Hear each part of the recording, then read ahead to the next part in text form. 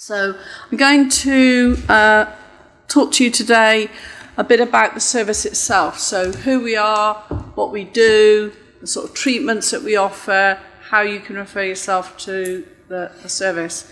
If we've got enough time, I'm going to be mentioning the groups, but I can talk a little more about the mindfulness as well later. So let's think about the service itself. So we were set up in about 2009, and that was part of this huge national initiative by the Department of Health, because basically it was really difficult to get any sort of talking therapies at that time. Sometimes you'd have to wait for 5 years to even get CBT, and there just weren't enough therapists around. And so the government had this grand idea or the Department of Health, this grand idea to set up services all over the country, so that people would have much more ability to access talking therapies. And we were one of those services. So we cover the whole of Somerset. As you know, Somerset is huge. And so we've actually divided our service up into 4 different bases. We've got them in Taunton, Chard, Bridgewater and Wells. And each of those bases has its own team of mental health professionals, its own team leaders, admin staff, CBT therapists, psychological therapists, etc., etc. And from each base, we then go out and work in our surrounding area. So from each base, we then go out and work in doctor surgeries, community venues, etc., in each geographical area. And we're offering one-to-one therapy and group therapy.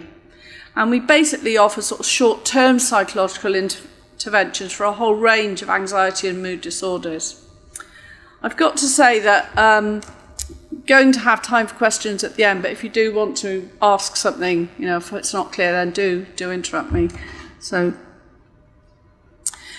in 2014, so last year, we were asked to expand our services to include talking therapies for people with long-term health conditions. So people often, when they have a long-term health condition, end up with a sort of an anxiety and often low mood related to having to deal with this new condition, this new thing in their life. And so we now run some very specific one-to-one interventions and groups specifically for people with long-term conditions who are experiencing anxiety and depression.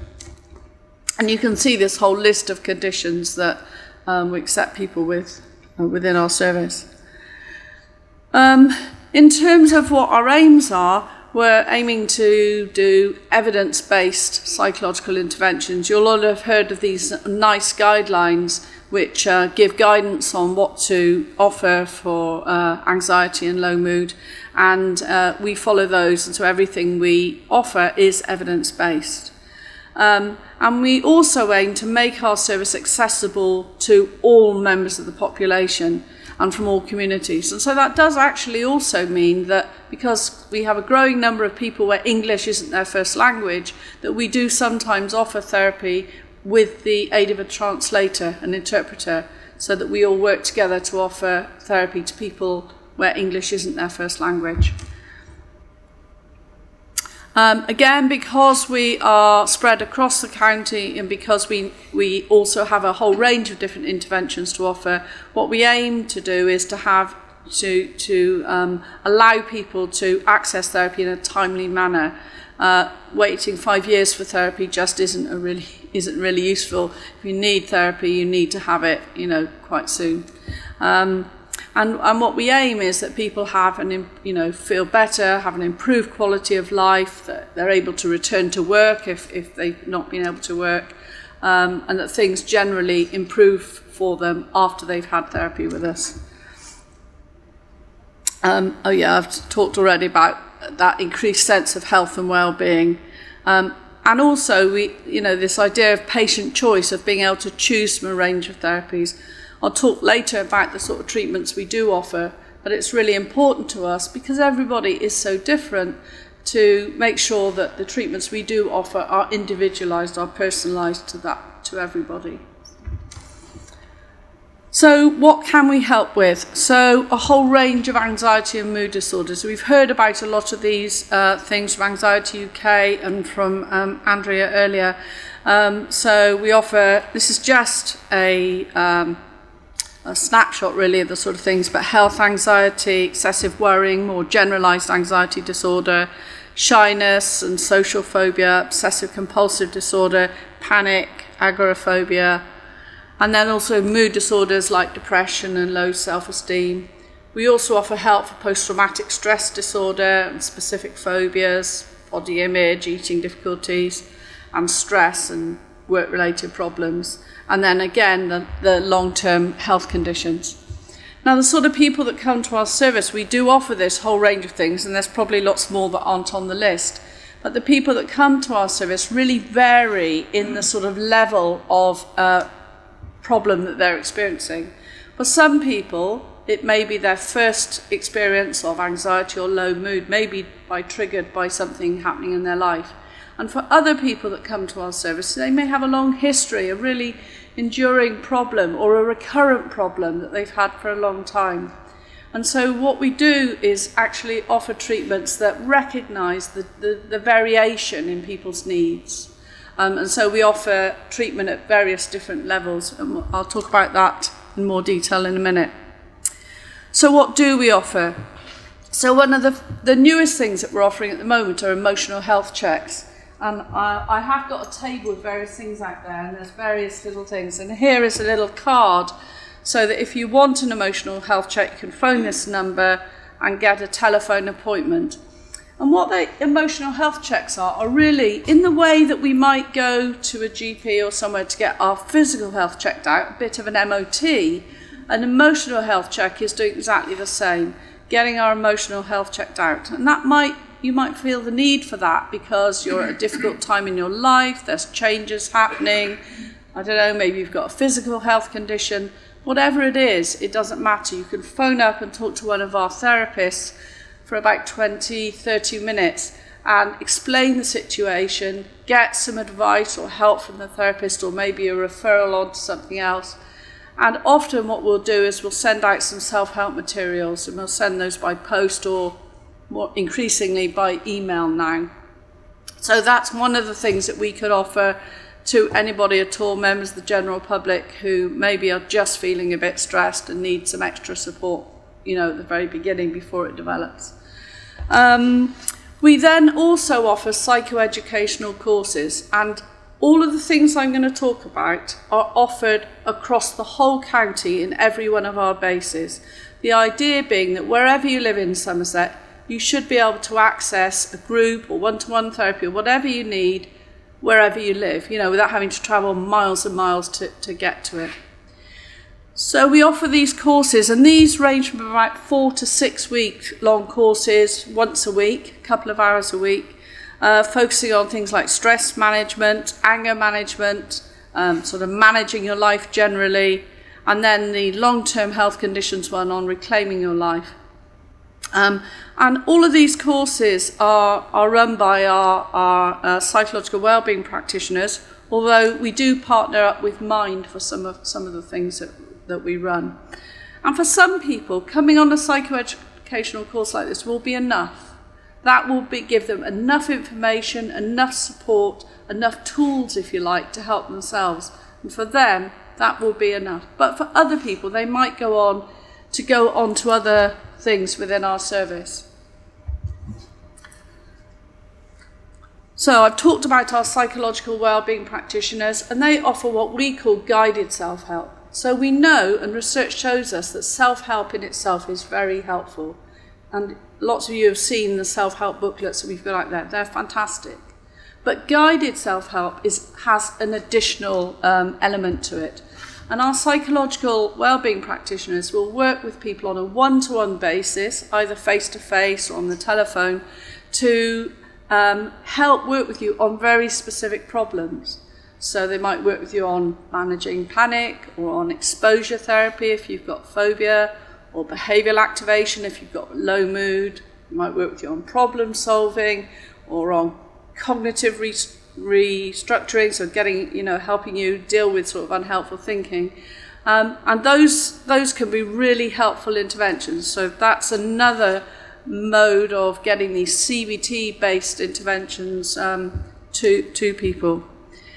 Cognitive behavioural therapy, we've heard about that already. It's a very well-researched and well-understood therapy that is really useful for a whole range of anxiety disorders and mood disorders. And that is offered at on a one-to-one basis. And often what we find is that people who have, say, a longer history of anxiety or low mood or more complex needs benefit or may go on to having CBT even if they've had some other intervention first. We have psychological therapy within our service, so again for people who maybe have issues, perhaps things that have happened earlier in their life, possibly in childhood that they're wanting to come to terms with. And we also have various other ones like EMDR, which is this eye movement desensitization and reprocessing, which is something that's used for post-traumatic stress disorder. We do treat PTSD with CBT, but it can be also treated with EMDR as well. We also offer cognitive analytical therapy and interpersonal therapy. And we have some other groups, which are the mindfulness group. Some of you heard today or experienced a little of mindfulness today. And we run mindfulness groups across the whole county, working with people with a range of anxiety disorders and low mood and depression.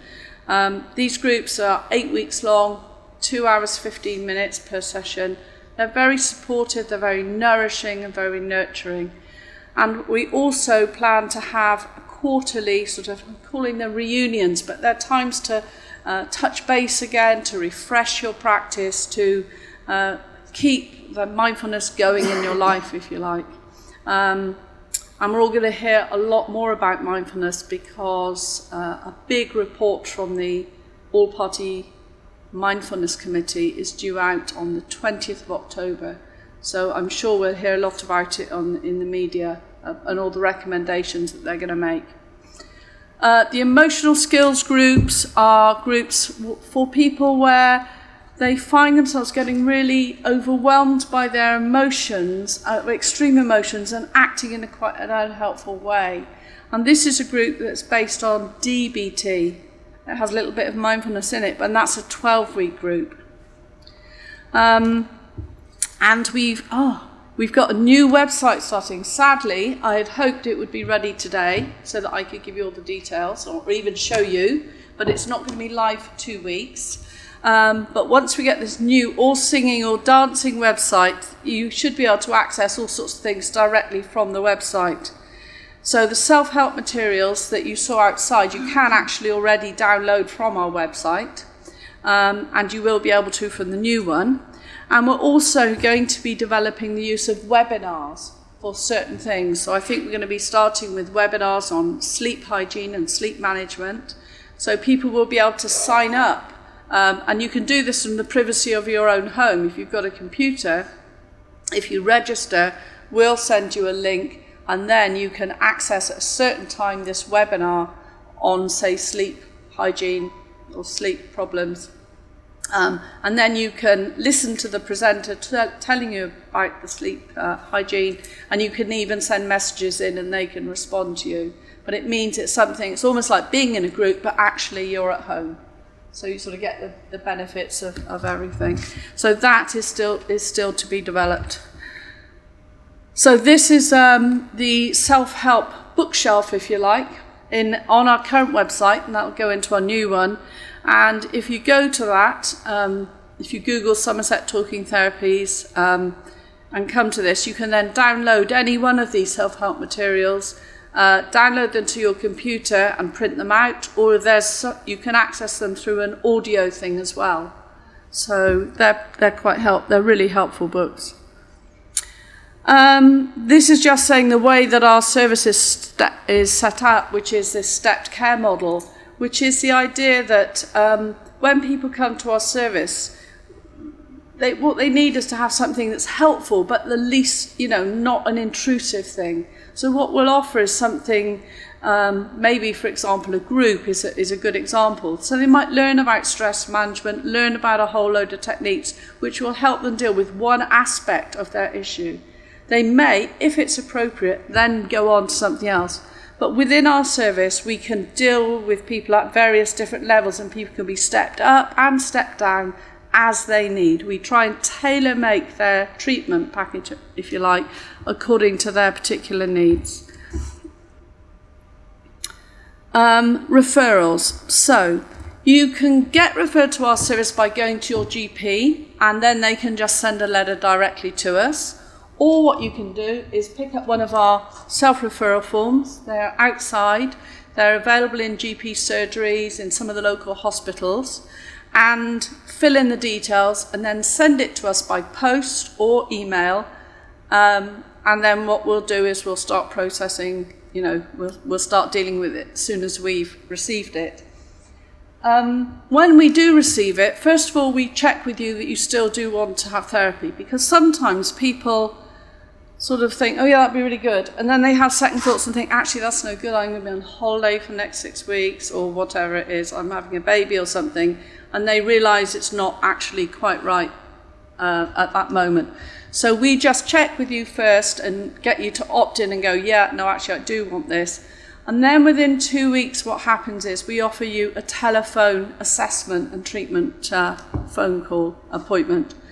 And that lasts about 20 minutes or so, 20 to 45 minutes. And during that time, we're trying to get a sense of what's bothering you, what your history is, have you had previous treatments, what your goals are, what you're wanting to get out of therapy.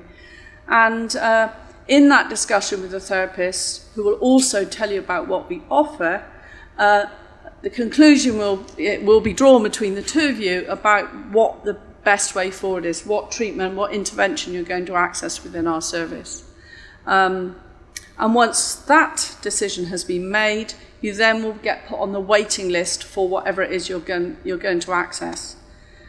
Now, sometimes it happens really quickly. It may be, if you wanted to come, you came into our service, and for example, we've got a mindfulness group starting in, I think, 3 weeks yesterday, and we've still got a couple of places left. So if you happen to come in at the right time, you could be starting in a couple of weeks, or even a week after you can. But it may be that if you're waiting for one that doesn't start till the new year, you'll have to wait. It totally depends on what the intervention is, and where you live, and so on and so forth. But once you're on the waiting list, then as soon as there's availability, the therapist will contact you and give you information and make your first appointment for therapy, whatever therapy you're going to have. Here we are. How long do people wait? So 2 weeks usually for that assessment one, and then waiting for treatment 6 to 10 weeks. It totally, it does depend. In line with national requirements, we do give priority to women who are pregnant or with babies under a year, and also military veterans. And when the floods were on in Somerset, we also gave priority to people who were affected by that, because obviously that's pretty catastrophic for a huge number of people. I've talked already about the first contact, that telephone appointment. The other thing is, when you have that first appointment, we always send out some targeted self-help material. So you've got something to be going on with immediately. Even if you're going to have to wait for a little bit of time, you get something immediately which will help you start working on your whatever your issue is. Treatment. Somebody was asking me earlier, how much treatment do you get? It does vary because, again, everybody's different. We think that maybe treatment might last 8 to 12 weeks. It might be less. Some people don't need that much when it comes to it. Might be a bit more. It's not a matter of saying, well, that's it, you've had so many weeks and, you're cut off, if you like. We need to be flexible. We recognise that everybody is different. Generally, you'll see somebody on a weekly or fortnightly basis. This is if you're having one-to-one treatment. The groups vary from 4 weeks to 12 weeks, and they tend to be weekly. And whatever treatment you're having, we monitor your progress through the use of questionnaires. And that's to help us to see that you're making progress, but it helps you because you can actually see the sort of progress you're making. So, hopefully, I told you a bit about who we are, what we can help with, what treatments we offer, and how to access our service. These are our bases, if it would be useful for you to have that information. That's the end, thank you. Any questions? Yes, up there. Sorry. Priority for self-referral ahead of GP referral, was that given a more priority than self-referral, or was it that? No, all that happens is if your GP refers you directly, they just send a letter which they'll send by post or fax or whatever through. Sometimes what happens is you go and see the GP and they say, oh, I think talking therapies would be great for you. Here you are. And you then fill it in yourself. If it comes into us, we deal with it straight away, however it comes in. No, unless, the GP flags it up as some terribly urgent situation or something like that. But, if it's a crisis situation, then secondary care is maybe more suitable than us for a crisis situation. So. Yeah, so these referral forms are fine if you just send them in. Yeah. Referral letter goes to you every 3 or 4 weeks, as opposed to self-referral, you can fill it in and give it you next day. Yeah, or you can email it to us, you see. Yeah. And I think once the new website comes up, it might be that you'll be able to do it online, from there. So.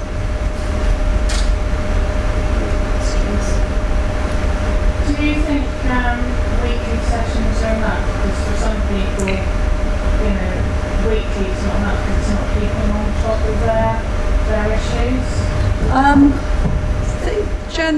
Generally, I think we find that weekly. Do you mean that it should be more frequent? It should be more. Yeah. Because for some people, like a week session would be better because it's more intense. Do you mean like every day for a week? Yeah. We don't do that, and partly because things like cognitive behavioural therapy, or most of the therapies that we offer, there is a requirement to do stuff in between sessions. So although you're only seeing the therapist once a week, you will still be doing things towards your therapy in between sessions. There's a whole idea with all these therapies, really, is that it's not, we don't want you to be well just on that 1 hour a week. We want you to be well 24/7. And so from the very beginning, we'll be starting to get you to do various things in between sessions. And then you come back the next week having done things. And sometimes people say a week's too quick because I haven't got time to try all those things out. So, yeah, but again, that's something you can talk about with your therapist, really. But don't you think, it should be something that's introduced, like a week's crash course, should be introduced? Yeah, we haven't had any demand, but I think we are always open to thinking about new things. That's why we're thinking about things like webinars. We haven't tried it before, but there's a much more interest in technology.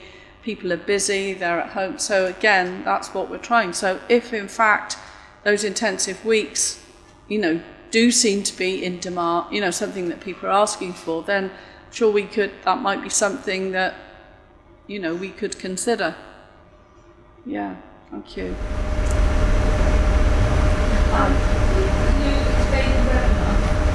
Okay. So a webinar is a bit like a seminar on the web.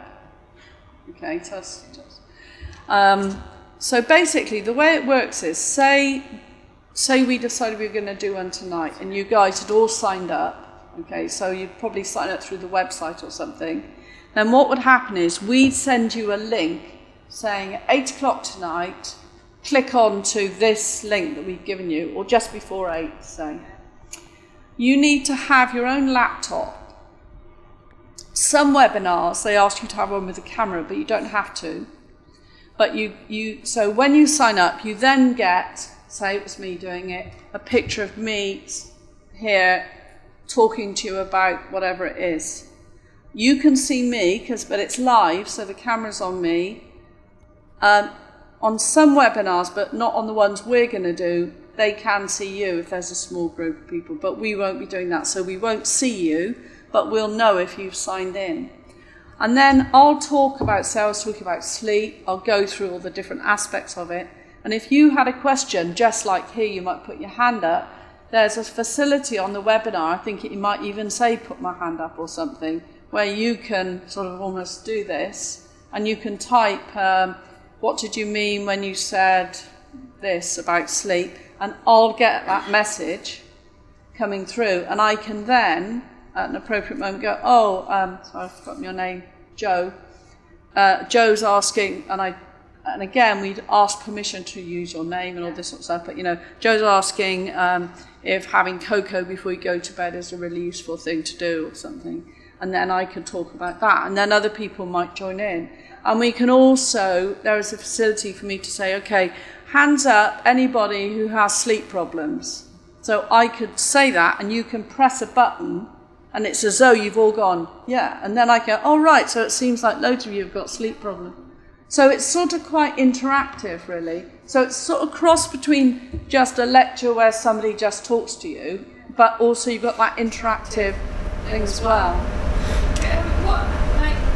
Is there a company that runs it for you? There are all sorts of webinars for all sorts of things. I think you can. I'm not very technologically knowledgeable about all this sort of thing, but you can buy various software packages that allow you to do all this. I mean, so other people here might know about all this, and I'm sure there are companies that would set it up for you. But I don't really know about it myself. We had someone come to talk to us in our service who runs webinars and gave us some understanding, but we'll have to get someone to set up all the technology. I don't know anything about that, and to be trained quite in how to do it. But I think it could be really useful, and what it means is, instead of a few of you coming to a course, if we decided we all wanted to do it tonight, everyone could join in, and you could all be sat on your sofas at home and yet still be part of it. Does that answer it? Yeah. Oh, sorry, lady over there and then over there. Yeah. I think the only thing that some people out there might have issues with it would be one that would be the safety aspect on the webinar, and I think the second thing is I know there's a lot of concerns out there at the moment to do with mental awareness. Yeah. Is that social media is a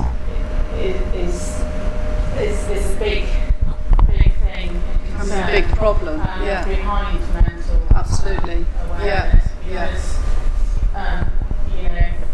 people just don't communicate and talk. No. Because they're always either on their phones Absolutely. or their computers and things Yeah. like that. Yeah. So that would be a lot of people's other concern, my personal concern, because they'd be again on their computers instead of communicating. Yeah.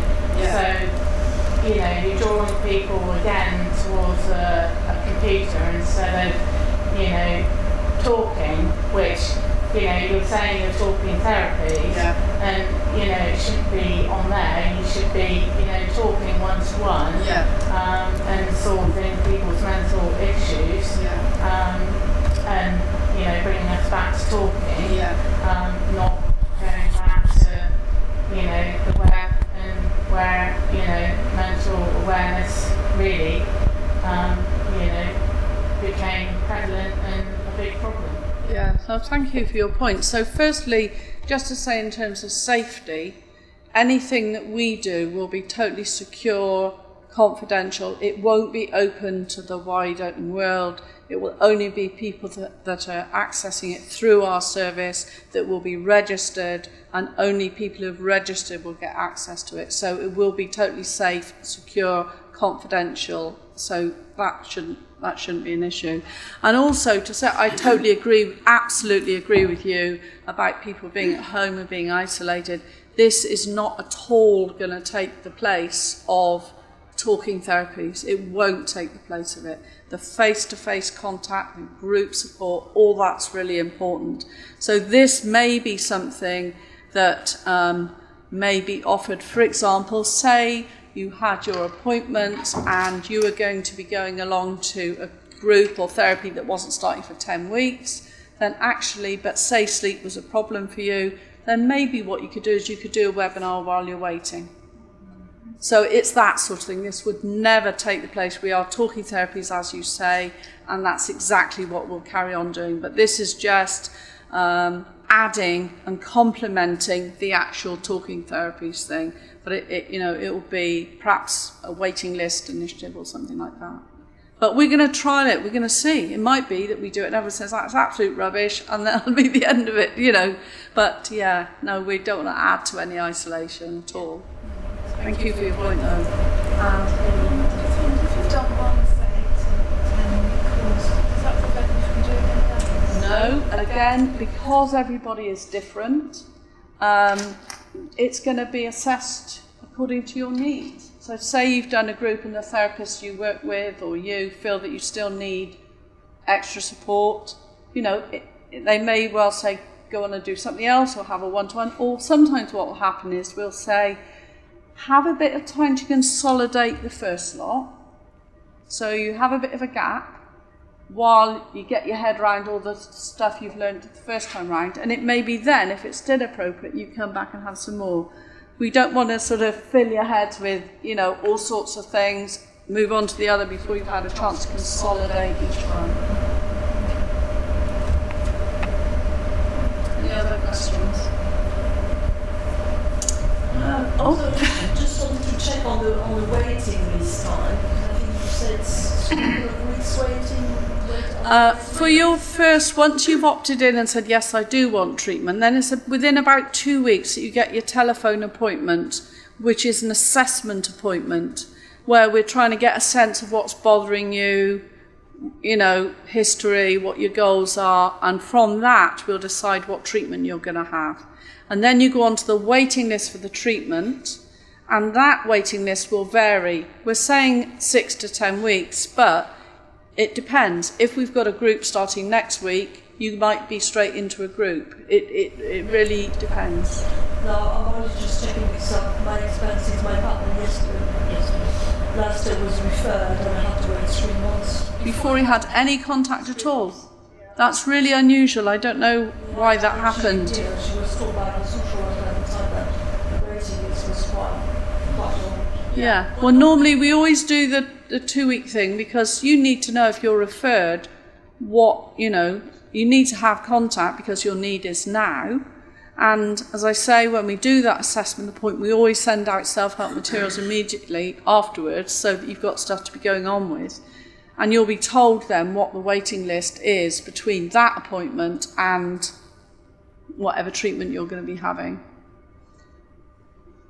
But I'm sorry if someone fell out of the, yeah. I was just really glad to see the MDR. Yes. I think it's unknown and undervalued. Yeah. Delighted to have you Somerset. Yeah. Do you have any arts therapists? We don't at the moment, but we are what's called an IAPT Plus service. So that means that's why we're offering more than just CBT. So we offer a whole range of different things. Yeah. Yeah. Yes, yeah, thank you. Great, thank you very much, everybody. Well, thank you. So I'm going to hand back to Matt or...